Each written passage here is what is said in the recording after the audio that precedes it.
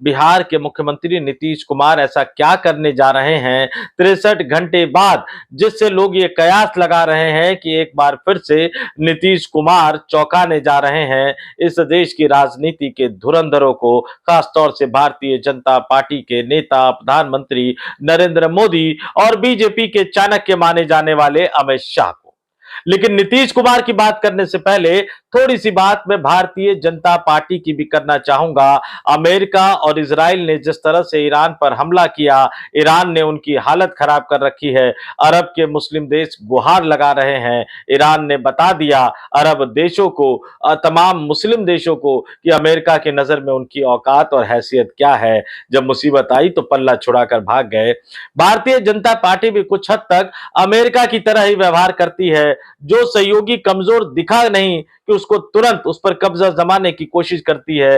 याद कीजिए, एक जमाने में चिराग पासवान को उन्होंने ये ऑफर दिया था कि वो अपनी पार्टी का भारतीय जनता पार्टी में विलय कर ले। चिराग पासवान ने नहीं किया। आज वो कहां खड़े हैं? अब उपेंद्र कुशवाहा परेशान है। उनकी अपनी पार्टी के विधायक पल्ला झाड़ चुके हैं। अपने बेटे को उन्होंने बिहार के नीतीश सरकार में मंत्री तो बना दिया, लेकिन उनका 6 महीने के अंदर विधायक बनना बहुत जरूरी है।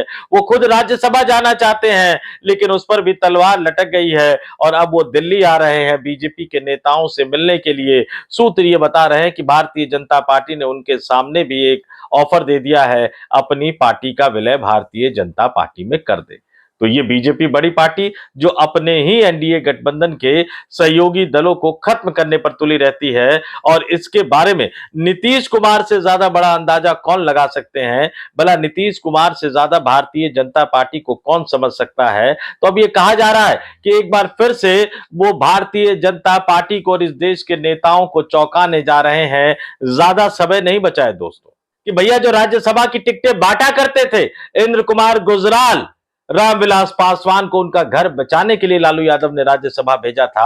आज उनकी हालत ये हो गई है कि अपने ही बेटे को उन्हें राज्यसभा भेजना पड़ रहा है, वो भी दूसरे दलों के रहमो करम पर, और वो भी उस दल के रहमो करम पर जिस दल के साथ चुनाव से पहले उन्होंने गठबंधन तक करने से इंकार कर दिया था। तमाम पत्रकार सूत्रों के हवाले से ये खबर प्लांट करते हुए नजर आए। लेकिन ओवैसी की पार्टी किसी भी हालत में, मैंने अपनी पहले भी स्टोरी में बताया था, ओवैसी की पार्टी किसी भी हालत में राष्ट्रीय जनता दल को समर्थन नहीं देगी, नहीं देगी।